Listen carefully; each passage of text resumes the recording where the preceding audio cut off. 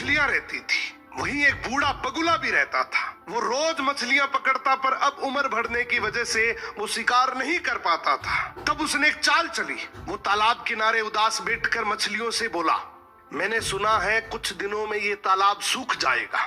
तुम चिंता मत करो, मैं तुम्हें पास के एक बड़े तालाब में पहुंचा दूंगा।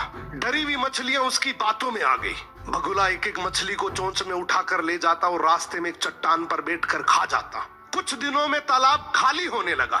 तभी एक केकड़ा बोला, मुझे भी ले चलो। बगुले ने उसे उठाया, पर केकड़े ने दूर एक हड्डियों का ढेर देख लिया। सच्चाई समझते ही केकड़े ने अपने मजबूत पंजों से बगुले की गर्दन पकड़कर कस दी और उसे मार दिया।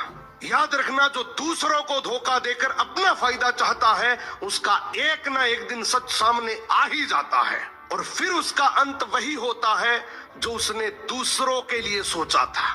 एक मछलियां रहती थी, वहीं एक बूढ़ा बगुला भी रहता था। वो रोज मछलियां पकड़ता, पर अब उम्र बढ़ने की वजह से वो शिकार नहीं कर पाता था। तब उसने एक चाल चली। वो तालाब किनारे उदास बैठकर मछलियों से बोला, मैंने सुना है कुछ दिनों में ये तालाब सूख जाएगा।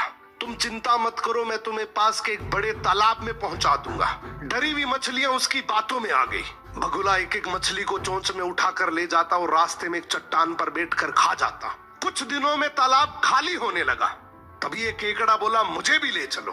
बगुले ने उसे उठाया, पर केकड़े ने दूर एक हड्डियों का ढेर देख लिया। सच्चाई समझते ही केकड़े ने अपने मजबूत पंजों से बगुले की गर्दन पकड़कर कस दी और उसे मार दिया।